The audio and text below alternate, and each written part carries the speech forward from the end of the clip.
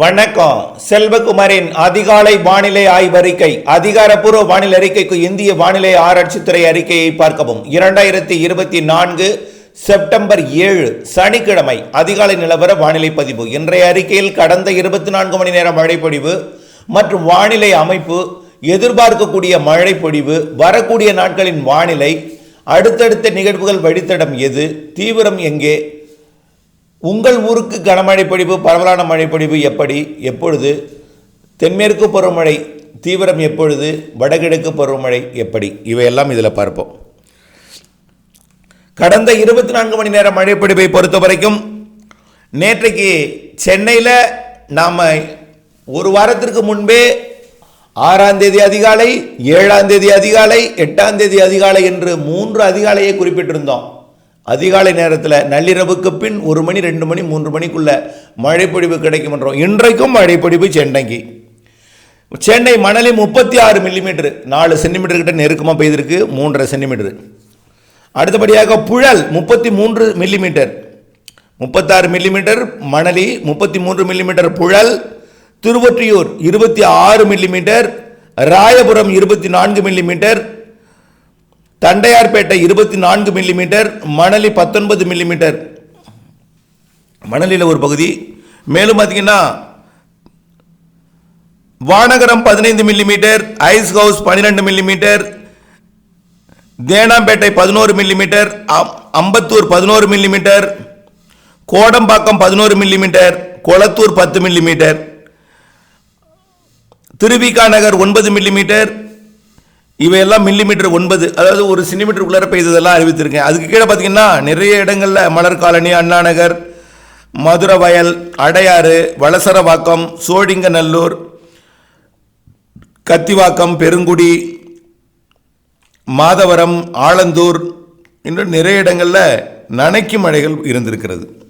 லேசாக ஓடக்கூடிய அளவிலே நனைக்கும் மழைகள் என்ற அளவிலே இருந்தது, 1 சென்டிமீட்டர் கீழே. அடுத்தபடியாக கோயம்புத்தூர் மாவட்டம் நேற்றைக்கு அறிவித்திருந்தோம். நீலகிரிலையும் வால்பாறையிலையும் மழைப்பொழிவு இருக்குன்னு சொல்லியிருந்தோம், தென்மேற்கு பருவமழை லேசாக. அதன் அடிப்படையில் வால்பாறை சின்ன கல்லாறு 31 மில்லிமீட்டர், 3 சென்டிமீட்டர் மழை பொழிந்திருக்கிறது. சிங்கோனா 13 மில்லிமீட்டர் மழை பொழிந்திருக்கிறது. அடுத்தபடியாக பார்த்தீங்கன்னா நாமக்கல் மாவட்டம், நாமக்கல் கலெக்டரேட்டில் 4 மில்லிமீட்டர் நனைக்கிற மழை தூறல். அடுத்தபடியாக சேலம் மாவட்டம் சங்கரித்துக்கு 9 மில்லிமீட்டர், 1 சென்டிமீட்டர் நெருக்கமாக. அதே போல சிவகங்கை மாவட்டம் தேவக்கோட்டை 11 மில்லிமீட்டர். நீலகிரி மாவட்டம் அடுத்தது பாருங்க, Devala 22 millimetre.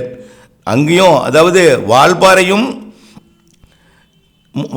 31 millimetre, Devala, Nilgiri 22 millimetre.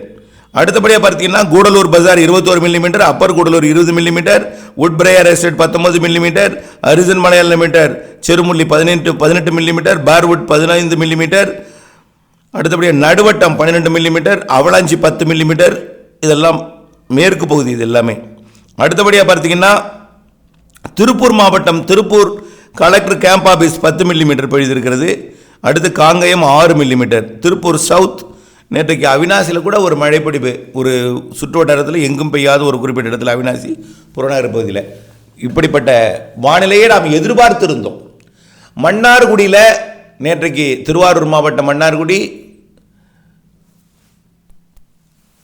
அதாவது டெல்டாவில் 1-2 இடங்களிலே மழைக்கு வாய்ப்பு இருக்குன்னு சொல்லியிருந்தோம். அதன் அடிப்படையில் நேற்றைக்கு மன்னார்குடியோட சவுத்து, மன்னார்குடி தாலுக்கா அலுவலகத்தில் 3 மில்லிமீட்டரும், மன்னார்குடி சவுத் அதாவது நகருக்கு தெற்கு புறம் 1 சென்டிமீட்டர் வரைக்கும் மழை பொழிந்திருக்கிறது. லேசான மழை 9 மில்லிமீட்டர், அதாவது வடக்கே 3 மில்லிமீட்டர், தெற்கே 9 மில்லிமீட்டர், 1 சென்டிமீட்டர் நெருக்கமாக.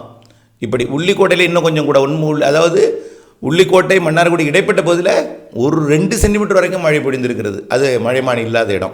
அடுத்தபடியாக வானிலை அமைப்பை பார்ப்போம். ஏற்கனவே வங்கக்கடலில் உருவாகி இருந்த காற்றழுத்த தாழ்வு பகுதி காற்றழுத்த தாழ்வு மண்டலமாக உருவாகிவிட்டது. தற்பொழுது ஒடிசா கடலோரத்தில் காற்றழுத்த தாழ்வு மண்டலமாக நீடித்துக் கொண்டிருக்கிறது. இது தொடர்ந்து 9ஆம் தேதி வரைக்கும் ஒடிசா கடலோரம் நீடித்துக் கொண்டே இருக்கும். அடுத்தபடியா தென்சீன கடல்ல நிலை கொண்டிருந்த அந்த யாகி புயல் நேற்றைக்கு சீனாவோட தெற்கு பகுதியை கடந்தது. இன்றைக்கு அதாவது வியட்நாம் மற்றும் லாவோஸை கடக்க தொடங்கி இருக்கிறது. வியட்நாமை தொட்டு சூப்பர் புயலாக மணிக்கு 220 கிலோமீட்டர் வேகம் கொண்ட புயலாக வியட்நாமின் வடக்கு பகுதியை கடந்து கொண்டிருக்கிறது. அதுக்கு அடுத்தபடியாக 150 கிலோமீட்டராக செயலிழந்து அது லாவோஸை கடந்து பிறகு முற்றிலுமாக செயலிழந்து ஒரு காற்றழுத்த தாழ்வு பகுதியாக மியான்மர் வழியாக வடகிழக்கு மாநிலங்களோட மிசோரம், மேலும்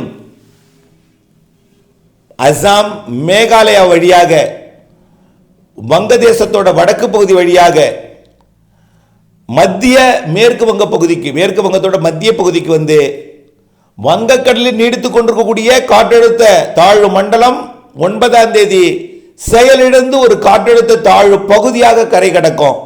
அப்பொழுது இரண்டும் ஒன்றிணைந்து 2 காற்றழுத்த தாழ்வு பகுதிகளும், அதாவது யாகி புயலோட செயலிழந்த பகுதியும் வங்கக்கடலில் நீடித்துக் கொண்டிருக்கூடிய தாழ்வு மண்டலத்தோட செயலிழந்த பகுதியும் ஒன்றிணைந்து மீண்டும் காற்றழுத்த தாழ்வு மண்டலமாக தரையிலே தீவிரமடைய இருக்கிறது. பீகார், ஜார்க்கண்டிலே தீவிரமடைந்து உத்தரப்பிரதேசம், மத்திய பிரதேசம், டெல்லி என்று மேற்கு நோக்கி நகர்ந்து பாகிஸ்தான் எல்லையோரம் சென்று வரக்கூடிய 17ஆம் தேதி, பாருங்க எவ்வளவு நாள் இருக்கு பாருங்க, 10 நாள் இருக்கணும். 17ஆம் தேதி செயலிழக்கும். வானிலை எப்படி அமைய போகிறது அப்படின்னு பார்த்தீங்கன்னா, தமிழ்நாட்டை பொறுத்த வரைக்கும் வழக்கமாக நாம் சொன்னதுதான். அதிகாலை நேரத்தில் 12 மணிக்கு மேல் இருகாற்று இணைவு வங்கக்கடலில் நெல்லூருக்கும், இன்னும் சொல்ல போனால் நேற்றைக்கு மரக்காணத்துக்கும் இடைப்பட்ட வடக்கு பகுதி, இன்னும் சொல்ல போனால் சரியாதுன்னா சென்னை, திருவள்ளூர் மற்றும் ஆந்திர பிரதேசத்தை ஒட்டிய கடற்பகுதிக்கு நேர் கிழக்கே இணையும் என்பதனால அதோட தாக்கம் தமிழ்நாட்டின் திருவள்ளூர், சென்னைக்கு இன்றைக்கும் மழை வாய்ப்பு இருக்கிறது. நள்ளிரவுக்கு மேல் அதிகாலையில் ஒன்று. அடுத்தபடியா டெல்டா மாவட்டங்களில் நேற்று பெய்தது போல ஒரு இடங்களில் இன்றைக்கும் இருக்கும். நேற்றைக்கு டெல்டாவோட மன்னார்குடிக்கு தெற்க மட்டும்தான் பெஞ்சது, அது அப்படியே போனது, செயலிழந்து போய்விட்டது, பெரிதாக இல்லை, அப்படியே போயிடுச்சு. இப்படிப்பட்ட மழைப்பொழிவு டெல்டாவில் இருக்கலாம். ஒரு இடங்களில் தான். அது மன்னார்குடியில் இருக்குமா, அல்லது நீடாமங்கலத்தில் இருக்குமா, தஞ்சாவூரோட நின்று போய் விடுமா, அல்லது கும்பகோணம் வழியாக மயிலாடுதுறை போகுமான்னு சொல்ல முடியாது. ஆனால் தெற்கு கரையோரத்துக்கு வாய்ப்பில்லை. இன்றைக்கு அதிகாலையில் தெற்கு கரையோரம் கோடியக்கரை வடப்பகுதியில், கோடியக்கரை முனையில் அந்த லைட் ஹவுஸ் மற்றும் கடலோர பகுதிகளில் ஒரு நல்ல ஒரு மழைப்பொழிவை கொடுத்துருக்கோம். அந்த இடத்துல மட்டும் இப்படித்தான் ஆங்காங்கே ஒரு சில இடங்களில் மழைப்பொழிவை கொடுக்கும். அதே போல மேற்கு தொடர்ச்சி மலையில் கன்னியாகுமரியிலிருந்து நீலகிரி வரைக்கும் ஒரு இடங்களிலே, அதுவும் குறிப்பாக முல்லை பெரியார் அணைக்கட்டு பகுதி, வால்பாறை பகுதி, நீலகிரி மாவட்ட பகுதி மேற்கு பகுதியில் மழை இருக்கும். சரி, ரைட். இன்றைக்கு 7, 8, 9, 10 தேதிகளிலே கொஞ்சம் தென்மேற்கு பருவமழை சற்று தீவிரமடையும். ரொம்ப இல்லைங்க, இந்த 2 சென்டிமீட்டர் பெய்திருக்குல்ல, ஒரு 3 சென்டிமீட்டர் ஆகலாம், ஒரு 5 சென்டிமீட்டர் வரைக்கும் போகலாம். 8, 9 தேதிகளில் நீலகிரி மாவட்டத்தோட பகுதி தொடங்கி கன்னியாகுமரி மாவட்டம் வரைக்கும் ஆங்காங்கே. அதில் ஓரிரு முறை சாரல் வரும். என்ன, இந்த காற்றழுத்த தாழ்வு மண்டலம் தீவிரமடைந்து தென்மேற்கு பருவ காற்று கொஞ்சம் இருக்கும். அது ஏற்கனவே ட்ரேட் விண்டு கட்டாயி அது வியட்நாம் நோக்கி, லாவோஸ் நோக்கி பயணித்துக் கொண்டிருக்கிறது. அது தென்சீன கடற்பகுதியை நோக்கி பெரும்பாலான காற்று பயணிக்கிறது. வறண்ட காற்று மட்டுமே தமிழ்நாட்டிலே வருகிறது. இருகாற்று இடைவு என்பது இல்லை. இதனால தான் ஒடிசாவில் நீடித்துக் கொண்டிருக்கக்கூடிய அந்த நிகழ்வு கூட ஆண்டி கிளாக்காக சுழலும் பொழுது தெற்கு திசையிலிருந்து காற்று இருக்கிறதே தவிர அது சுழன்று வடக்கு திசையில் உள்ளே அனுப்பவில்லை.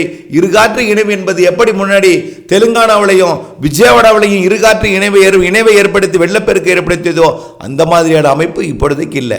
இருந்தாலும் கடலோரத்தில் இந்த நிகழ்வு கரை கடந்து கொண்டிருக்கிற யாகி புயல் செயலிழந்து மேற்கு நோக்கி வர அது முற்றிலுமாக தாழ்வு பகுதியாக செயலெடுக்கும் பொழுது அதுக்கு ஈர்ப்பு சக்தி குறைந்து, எதற்கு ஈர்ப்பு சக்தி, யாகிக்கு ஈர்ப்பு சக்தி குறைந்து வங்கக்கடல் நிகழ்விற்கு ஈர்ப்பு சக்தி கூடி கொஞ்சம் காற்று ஈர்க்க தொடங்கும் பொழுது ஆன்டி கிளாக் வைஸ் சுழலும் போது வடக்கு பக்கம் ஒடிசாவின் கடலோர பகுதி மிக கனமழை பொழிவை வரக்கூடிய நாட்களில் கொடுக்க போகிறது. அதாவது இன்றைக்கு கடந்து கொண்டிருக்கிறது வியட்நாம், லாவோஸை.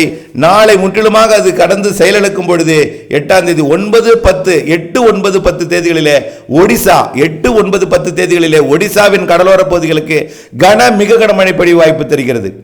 அதே நேரத்தில் ஒடிசாவிற்கு உள்பகுதியில் கனமழை பொழிவும் சத்தீஸ்கர் வரைக்கும் அது சற்று கனமழை பொழிவு வரைக்கும் கொடுக்கும். சத்தீஸ்கர் சற்று கனமழை, ஒடிசாவின் உள்பகுதி மிக கனமழை, கடலோர பகுதி அதீத கனமழை பொழிவு கூட வாய்ப்பு இருக்கிறது, ஒடிசாவின் கடலோர பகுதி. அப்போ ஒடிசாவிற்கு மட்டும்தான் இந்த நிகழ்வால மழை. தெலுங்கானாவிற்கும் வடக்கு ஆந்திர பிரதேசத்திற்கும் லேசான மிதமான அல்லது சற்று கனமழை பொழிவு கொடுக்கலாமே தவிர பாதிக்கும் மழைப்பொழிவு தெலுங்கானாவிற்கோ ஆந்திர பிரதேசத்திற்கோ இல்லை. ஆனால் ஒடிசாவிற்கு இருக்கிறது. தமிழ்நாட்டை பொறுத்த வரைக்கும் 8, 9, 10 தேதிகளிலே கொஞ்சம் கூடுதல் பரப்பில் தென்மேற்கு பருவமழை கொஞ்சம் பெய்யும், கொஞ்சம் ரொம்ப இல்லை. அது பாலக்காட்டு கணவாயில் லேசா ஒரு சாரலை எப்பொழுதாவது ஒரு இருமுறை கொடுக்கலாம். அது அப்பாஜி கொண்டுமதிக்கு கொடுப்பதற்கு வாய்ப்பு இருக்கு. அப்பாஜி கொண்டுமதி கொடுத்ததுன்னா எங்கேயும் கொடுக்காது, ஏன்னா அங்கதான் இந்த வெப்ப காற்று சந்திக்கும். ஆனால் இப்போ வெப்பக்காற்று அந்த இடத்துல சந்திக்க வாய்ப்பு இல்லை, ஏன்னா டைட்டாக போயிட்டு இருக்கு. வியட்நாம் கம்போடியா நோக்கி டைட்டாக காற்று போயிட்டு இருக்கு. அதே போல் வடகிழக்கு மாநிலங்கள் வடக்கு வங்கக்கடல் பகுதியை நோக்கி டைட்டாக காற்று போயிட்டு இருக்கனால அப்பாஜி கொண்டுமதிக்கு வாய்ப்பு இல்லை. இருந்தாலும் மேற்கு தொடர்ச்சி மலையில் ஒரு சில இடங்களில் நனைக்கும் மழை வாய்ப்பு இருக்குது, அவ்வளோதான். உள்பகுதிகளில் ஒரு சில இடங்களில் இருக்கும், எங்கேயாவது ஒரு இடத்துல இருக்கும். ஆகவே இந்த 2 நிகழ்வும் ஒன்றிணைந்து வட மாநிலங்களுக்கு உத்தரப்பிரதேசம், மத்திய பிரதேசம், டெல்லி வரைக்கும் வெள்ளப்பெருக்கு ஏற்படுத்திவிட்டு செயலிழந்த பிறகு புதிய நிகழ்வு உருவாகி அதுவும் ஆந்திர பிரதேச வடக்கு பகுதிக்கு உருவானதான் மீண்டும் ஒடிசாவில் உருவானால் இதே வானிலை தான் தொடரும். ஆக 25ஆம் தேதி வரைக்கும் இப்படிப்பட்ட வானிலை தான். ஆங்காங்கே மழை, ஆங்காங்கே ஒரு சில இடங்கள் உங்களுக்கு பெய்யும் என்று உறுதியாக சொல்ல முடியாது, ஆங்காங்கே இருக்கும். 25ஆம் தேதிக்கு பிறகு 100% உறுதியாக 28ஆம் தேதி கண்டிப்பாக தென்சீன கடற்பகுதி நிகழ்வு ஆந்திர பிரதேசத்திற்கு வரும். இந்த மாத இறுதி நாட்களிலே அது அக்டோபர் 5 வரை நல்ல ஒரு மழைப்பொழிவை, வலுவான மழைப்பொழிவை கொடுக்கும். தென்மேற்கு பருவமழையை தீவிரப்படுத்தும். அதனை அடுத்து அக்டோபர் 10, 11 தேதிகளில் இருந்து அடுத்த நிகழ்வு வலுவான நிகழ்வு. அக்டோபர் 10 உங்களுக்கு மழைக்கு பிரச்சனையே இருக்காது. ஆனால் இப்பொழுது நமக்கு இருக்கக்கூடிய கவலை பயிர்களை முளைக்க வைக்க வேண்டும், பயிர்களை வளர வைக்க வேண்டும். வடகிழக்கு பருவமழைக்குள் ஓரளவிற்கு ஒரு வாலிப்பான ஒரு திடமான ஒரு பயிரை உருவாக்க நீங்கள் போராடி கொண்டிருக்கிறீர்கள் தெரிகிறது. அதற்கான மழைப்பொழிவு சரியாக பரவலாக கிடைக்குமா என்பது சந்தேகம் இருக்கிறது.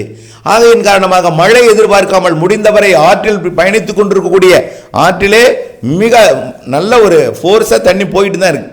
இதை நீங்கள் பயன்படுத்தி முடிந்தவரை பாசனம் செய்து நீங்கள் முளைக்க வைக்கலாம். மழைப்பொழிவு இருக்கிறது, ஆனால் அது பரவலாக இருக்காது. நேற்றைக்கு திடீரென்று மன்னார்குடி தெற்கு பகுதியில் பெய்தது. திடீரென்று நம்ம ஏற்கனவே அறிவித்திருந்தோம், அது டெல்டாவில் எங்காவது இடத்துல இருக்குன்னு சொல்லியிருந்தோம். மன்னார்குடிக்கு வாய்ப்பு இருக்கிறதுன்னு சொல்லியிருந்தோம். அதே போல சென்னைக்கு கண்டிப்பாக வரக்கூடிய 3 நாட்களுக்கு அதிகாலை நேரத்தில் இருக்கும். இதே போல திருவள்ளூர் இருக்கும். பெரிய அளவிலே மழைக்கு வாய்ப்பு தெரியவில்லை.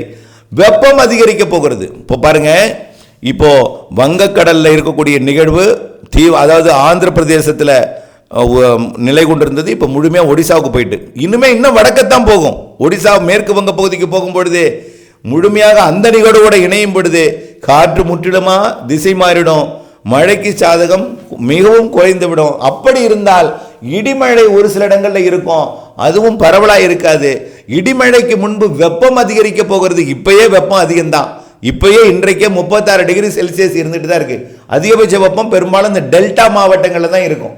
திருச்சி, தஞ்சாவூர் இந்த பகுதிகளில் இருக்கும். புதுக்கோட்டை, திருச்சி, தஞ்சாவூர், அப்படியே கும்பகோணம், அதற்கு வடக்கில் கடலூர் உள்பகுதி, இங்கெல்லாம் தான் வெப்பம் அதிகமாக இருக்கும். இந்த சுற்றுவட்டார பகுதி இப்பவே 36 டிகிரி இருக்கு. 37 ஆக போகுது. 37 ஆகிவிட்டதுன்னு சொல்லலாம். இன்றைக்கு 37 டிகிரி செல்சியஸ் இருக்கும். 38 டிகிரி ஆக போகிறது கண்டிப்பாக 9ஆம் தேதி. 9ஆம் தேதி 38 டிகிரினாக்க 9, 10 தேதி 38 டிகிரியாக இருக்கும். அது 100 டிகிரி ஃபாரன்ஹீட். 38 என்பது 100 டிகிரி ஃபாரன்ஹீட். 39 போகலாம் 11ஆம் தேதி. 11ஆம் தேதி, 12ஆம் தேதி 39, 38க்கு குறையாமல் இருக்கும். அது 101 டிகிரிக்கு மேலே 102 டிகிரி வரை போகலாம். ஆக மீண்டும் ஒரு கோடை தாங்க இது, அரைக்கோடை. புரட்டாசி எப்பொழுதுமே உங்களுக்கு அரைக்கோடை என்பார்கள். அது வரப்போகிறது இந்த புரட்டாசி நெருங்கும் பொழுது. ஆகவே புரட்டாசியில் மழையும் இருக்கிறது. புரட்டாசியில் முற்பகுதியில் கொஞ்சம் வெயில் கூடுதலாக இருக்கும். காற்று திசை மாறுகிற காரணத்தினால, ஈரக்காற்று திசை மாறுகிற காரணத்தினால வடக்கு வங்கக்கடலுக்கு போயிட்டாலே அது மகாராஷ்டிரா, கோவா வழியாகத்தான் வலுவாக காற்று பயணிக்கும். ஆக தமிழ்நாடு வழியாக பயணிக்கும் ஈரக்காற்றோட சதவீதம் குறையும் என்பதனால வெயில் கூடி தெரியும். சூரியனின் குத்துக்கதிர் செப்டம்பர் 21ஆம் தேதி நிலநடுக்கோட்டை அடைய போகிறது. குமரி கடலில் பயணித்துக் கொண்டிருக்கிறது. இன்றைக்கு தேதி 7, இன்னும் ஒரு 10 நாளிலே நிலநடுக்கோட்டை அடைய போகிறது. அதனால இந்த வெப்பம் தற்பொழுது குமரி கடலில் இருக்கிற காரணத்தால் வெப்பம் மிகுதியாக இருக்கிறது. ஆகவே அதுவும் வரக்கூடிய 9, 10, 11, 12 தேதிகளில் 100 டிகிரி, 101 டிகிரி, 102 டிகிரி வரைக்கும் வெப்பம். அதுவும் குறிப்பாக திருச்சி, தஞ்சாவூர் இந்த பகுதிகளில் குறிப்பாக டெல்டா மாவட்டங்களின் உள்பகுதிகளில் இருக்கும் என்பதை தெரியப்படுத்த விரும்புகிறேன்.